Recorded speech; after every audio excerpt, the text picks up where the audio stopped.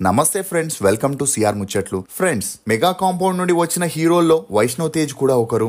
తన మొదటి సినిమా ఉప్పెనతోనే భారీ హిట్ ని అందుకొని 100 కోట్లని వసూలు చేసి కరోనా టైంలో కొత్త రికార్డ్ని క్రియేట్ చేశాడు. ఇక ఆ తర్వాత వరుసగా సినిమాలు చేసిన అవి అంతలా సక్సెస్ ని అందుకోలేక ఇప్పుడు వైష్ణవ్ కెరియర్ నత్తనడకగా సాగుతూ వస్తుంది. ఇక ఇప్పటి వరకు కొత్త సినిమాల్ని అనౌన్స్ చేయలేదు గానీ వైష్ణవ్ తేజ్ హీరోయిన్ రీతూ వర్మతో చాలా నెలల నుండి డేట్ చేస్తున్నాడని, వీరిద్దరికి మంచి అండర్స్టాండింగ్ రావడంతో త్వరలోనే వీరిద్దరూ పెళ్లి చేసుకోబోతున్నట్లు ఫిలిం నగర్ లో వార్తలు చక్కర్లు కొడుతున్నాయి. ఇక ఈ క్రమంలోనే రీతూ వర్మకి సందీప్ కిషన్ ముద్దులు పెడుతూ వ్యాలంటైన్స్ డే విషెస్ చెప్పడంతో రీతూ వర్మకి వైష్ణవ్ కి మధ్య అసలు ఏం జరిగిందనే ప్రశ్నలు కూడా తలెత్తుతున్నాయి. అసలు వైష్ణవ్ రీతూ వర్మ పెళ్లిలో ఎంతవరకు నిజముంది?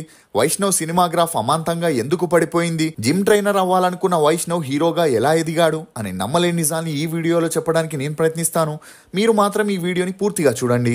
అనేది అందరికీ ఒక ఎమోషన్. ఉదయం నుండి సాయంత్రం వరకు ఎన్నో రకాల టెన్షన్స్ తో అలసిపోతున్న మనం చక్కటి టీ విషయంలో ఎందుకు రాజీ పడాలి? అందుకే మన బేబర్ టీ మీకోసం స్పెషల్ టీని తీసుకొస్తుంది. ఇందులోని యాంటీ ఇన్ఫ్లమేటరీ ప్రాపర్టీస్ ఫుడ్ ని త్వరగా డైజెస్ట్ చేయడంలో ఉపయోగపడుతూ స్ట్రెస్ ని కూడా రిలీఫ్ చేస్తుంది. బేబర్ టీ వెబ్సైట్ లో స్క్రీన్ పై కనిపిస్తున్న కూపన్ కోడ్ ని ఉపయోగించి స్పెషల్ టీని ఆర్డర్ చేసుకుంటే 20% డిస్కౌంట్ లభిస్తుంది. త్వరపడండి, ఈ ఆఫర్ ఫస్ట్ 50 ఆర్డర్స్ కి మాత్రమే. అంతేకాకుండా అమెజాన్, ఫ్లిప్కార్ట్, బ్లింకిట్ లో కూడా ఆర్డర్ చేసుకోవచ్చు. పంజా వైష్ణవ్ తేజ్ అలియాస్ వైష్ణవ్ తేజ్ ఇతను 1995 జనవరి 13న ఆంధ్రప్రదేశ్లోని నెల్లూరులో జన్మించాడు. తండ్రి శివప్రసాద్, తల్లి విజయదుర్గ. ఇతనికి సాయిధరం తేజ్ అనే అన్నయ్య కూడా ఉన్నాడు.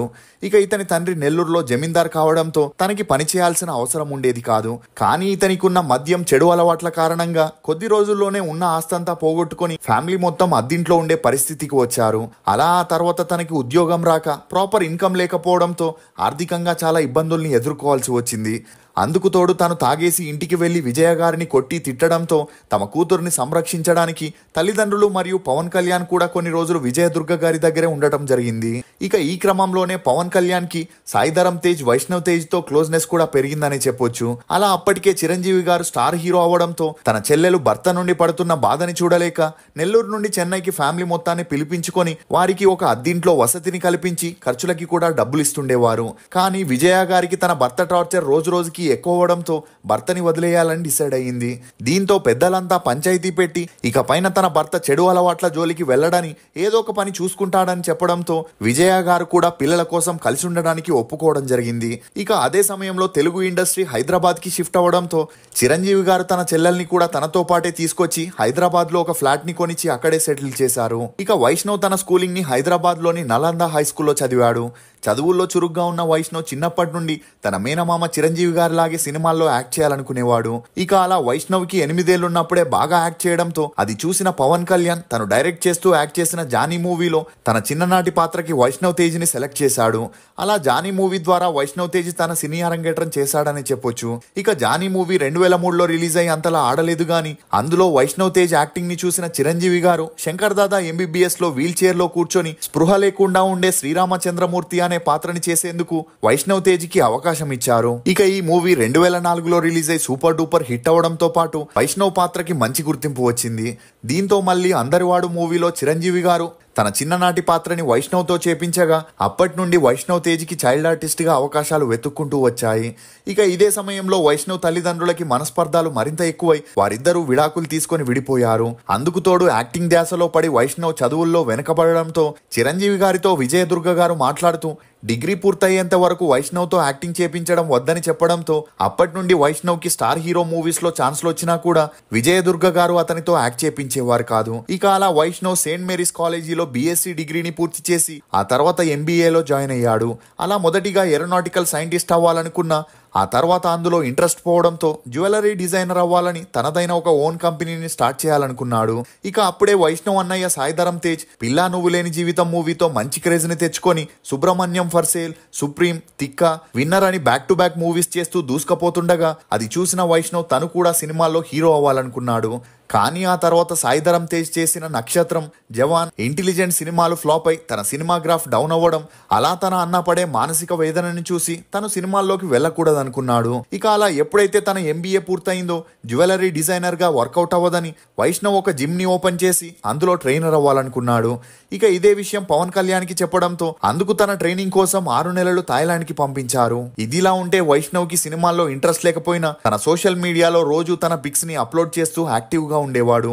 ఇక అలా ట్రైనింగ్ ని పూర్తి చేసుకుని హైదరాబాద్ కి వచ్చిన వైష్ణవ్ జిమ్ పెట్టేందుకు ఒక మంచి ప్లేస్ కోసం వెతకడం మొదలెట్టాడు. ఇదిలా ఉంటే సుకుమార్ అసిస్టెంట్ అయిన బుచ్చిబాబు ఒక స్టోరీ రాసుకొని దాన్ని తన గురువు అయిన సుకుమార్ కి చెప్పగా ఆ స్టోరీ లైన్ తనకి బాగా నచ్చి తనే ప్రొడ్యూస్ చేస్తానని చెప్పి కాస్టింగ్ ని ఫైనల్ చేయమని చెప్పడం జరిగింది. ఇక అలా ఉప్పెన స్టోరీని మొదటిగా నాని, విజయ్ దేవరకొండ, శర్వానంద్ లాంటి హీరోలకి చెప్పిన క్లైమాక్స్ లో హీరోకి జరిగే సీన్ ని మార్చితే చేస్తామని అందరూ చెప్పడంతో విసుగు చెందిన బుచ్చిబాబు కొత్త హీరోలతోనే సినిమా చేద్దామని సుకుమార్ గారికి చెప్పి న్యూ కమ్మర్ కోసం వెతికే పనిలో పడ్డాడు. ఇక అలా బుచ్చిబాబు అసిస్టెంట్ ఇన్స్టాలో వైష్ణవ్ తేజ్ పిక్స్ ని చూపిస్తూ అతను చైల్డ్ ఆర్టిస్ట్ గా కూడా చేశాడని, చిరంజీవి గారి మేనల్లుడు అని చెప్పడంతో బుచ్చిబాబు ఇదే విషయాన్ని సుకుమార్ గారికి చెబుతూ ఉప్పెన మూవీలో వైష్ణవ్ హీరోగా చేస్తే ఆ మూవీకి అన్ని విధాలుగా ప్లస్ అవుతుందని చెప్పడం జరిగింది. దీంతో సుకుమార్ గారు మరుసటి రోజు సాయిధరం తేజ్ కి కాల్ చేసి తను ఒక మూవీని ప్రొడ్యూస్ చేస్తున్నాడని, తన తమ్ముడు వైష్ణవ్ తేజ్ కి ఇంట్రెస్ట్ ఉంటే ఆ మూవీతో లాంచ్ చేస్తామని చెప్పడంతో సాయిధరం తేజ్ వైష్ణవ్ తేజ్ ని సుకుమార్ గారి ఆఫీస్ కి పంపించడం జరిగింది. ఇక అలా ఆఫీస్ కి వెళ్ళగానే వైష్ణవ్ హైట్, పర్సనాలిటీ, లుక్స్ ని చూసిన డైరెక్టర్ బుచ్చిబాబు చాలా ఇంప్రెస్ అయి తనతోనే ఆ మూవీని చేయాలని ఫిక్స్ అయ్యాడు. ఇక అలా వైష్ణవ్ తేజ్ సుకుమార్ ని కలవగా తనకి ఆ మూవీ స్టోరీని చెప్పడంతో వైష్ణవ్ కి స్టోరీ బాగా నచ్చిన, తనకి సినిమాల్లోకి రావాలని లేదని, జిమ్ ట్రైనర్ అవ్వాలనుకుంటున్నాడని చెప్పి తనకి 2 రోజుల టైం ఇస్తే ఏ విషయం అనేది చెబుతానని చెప్పి తిరిగి ఇంటికి వెళ్ళిపోయాడు. ఇక అలా వైష్ణవ్ తన తల్లికి, అన్నకి స్టోరీ లైన్ చెప్పడంతో వారికి బాగా నచ్చి చిరంజీవి గారికి ఈ విషయం చెప్పగా మరుసటి రోజు చిరంజీవి గారు బుచ్చిబాబుని పిలిపించుకొని ఆ మూవీ స్టోరీని కూడా వినడం జరిగింది. ఇక అలా మాటల్లో ఆ మూవీలో విజయ్ సేతుపతి విలన్ గా చేస్తున్నాడని చెప్పడంతో చిరంజీవి గారు ఆ ప్రాజెక్ట్ కి గ్రీన్ సిగ్నల్ ఇచ్చారు. దీంతో వైష్ణవ్ తేజ్ ట్రైనర్ అవ్వాలని తన కలని పక్కన పెట్టి సినిమాల్లో హీరో అవ్వాలని డిసైడ్ అయ్యాడు. ఇక అలా వైష్ణవ్ వైజాగ్ లో ఉన్న సత్యానంద ఇన్స్టిట్యూట్ కి వెళ్లి 2 నెలల యాక్టింగ్ కోర్స్ ని తీసుకోవడం జరిగింది. అలా 2019లో ఉప్పెన మూవీ షూటింగ్ ని స్టార్ట్ చేయగా 2020లో నీ కళ్ళు నీలి సముద్రం అనే సాంగ్ రిలీజ్ అయి ఆ సాంగ్ కి మంచి రెస్పాన్స్ రావడంతో 2020 ఏప్రిల్లో ఆ మూవీని రిలీజ్ చేస్తున్నారని మూవీ మేకర్స్ అనౌన్స్ చేశారు. ఇక అలా 12 కోట్లతో నిర్మించిన ఉప్పెన మూవీ రిలీజ్ కి ముందే లాక్డౌన్ పడడంతో ఆ మూవీని పోస్ట్ పోన్ చేయాల్సి వచ్చింది. ఇక అలా ఆ మూవీకి వచ్చిన హైప్ కి ఓటీటీ వారు ఎగబడుతూ 30 కోట్లు ఇస్తామని, స్ట్రైట్ ఓటీటీ రిలీజ్ చేయమని చెప్పిన మేకర్స్ కి తమ ప్రాజెక్ట్ మీదున్న నమ్మకంతో అందుకు ఒప్పుకోలేదు. అలా ఆ తర్వాత లాక్డౌన్ తీసేసి 50% ఆక్యుపెన్సీ కండిషన్ మీద థియేటర్స్ ని ఓపెన్ చేశారు.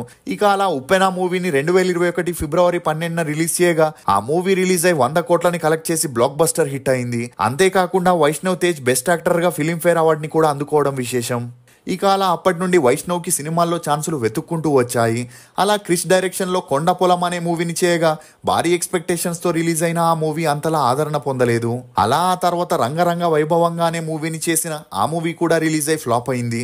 ఇక అలా ఆదికేశవ మూవీ 2023 నవంబర్ 24న రిలీజ్ అయి ఫ్లాప్ అవ్వడంతో స్టోరీ సెలెక్షన్స్ లో ఎక్కడో తడబడుతున్నాడు అనుకున్న వైష్ణవ్ తేజ్ చాలా రోజులు టైం తీసుకొని వచ్చాడయ్యా స్వామి అనే మూవీకి సైన్ చేసినట్లు తెలుస్తుంది. ఇదిలా ఉంటే వైష్ణవ్ హీరోయిన్ రీతు వర్మతో డేట్ చేస్తున్నట్లు అనేక వార్తలు చాలా రోజుల నుండి వినిపిస్తున్నాయి. ఇక ఆ మధ్యలో వీరి పెళ్లి వార్తలు హల్చల్ అవ్వడంతో వాటిపై స్పందించిన వైష్ణవ్ తేజ్ తామిద్దరూ మంచి ఫ్రెండ్స్ అని, అంతకు మించి ఏమీ లేదని చెప్పిన వరుణ్ తేజ్, లావణ్య లాగే వీరిద్దరూ కూడా సీక్రెట్ గా తమ రిలేషన్ ని మెయింటైన్ చేస్తూ ఒకరోజు సర్ప్రైజ్ ఇస్తారని అందరూ అనుకున్నారు. ఇక ఈ క్రమంలోనే రీతు వర్మ హీరో సందీప్ కిషన్ తో కలిసి మజాకా అనే మూవీలో యాక్ట్ చేయగా వ్యాలంటైన్స్ డే రోజున సందీప్ రీతుకి ముద్దులు పెడుతూ హ్యాపీ వ్యాలంటైన్స్ డే అని తెలియజేయడంతో మెగా ఫ్యాన్స్ అందరూ షాక్ కి గురవుతూ రీతు వర్మ మెగా కోడలవుతుందనుకుంటే ఇలా జరిగిందేంటి అని డిసప్పాయింట్ అవుతున్నారు. కానీ నిజానికి అది సందీప్ రీతు కలిసి చేసిన మజాకా మూవీ ప్రమోషన్ లో భాగంగానే ఆ వీడియో చేశారే తప్ప వారిద్దరి మధ్య ఎటువంటి రిలేషన్ లేదని ఒక ఇంటర్వ్యూలో వారే చెప్పుకొచ్చారు. వైష్ణవ్ తేజ్ రీతు వర్మ రిలేషన్ పై మీరేమనుకుంటున్నారో మీ అభిప్రాయాన్ని కమెంట్ సెక్షన్ లో తప్పకుండా తెలియజేయండి. మేము చేసిన ఈ వీడియో మీకు నచ్చినట్లయితే ఒక లైక్ ద్వారా మీ సపోర్ట్ ని మాకు తెలియజేయండి. For more interesting videos please subscribe to CR ముచ్చట్లు. Thank you.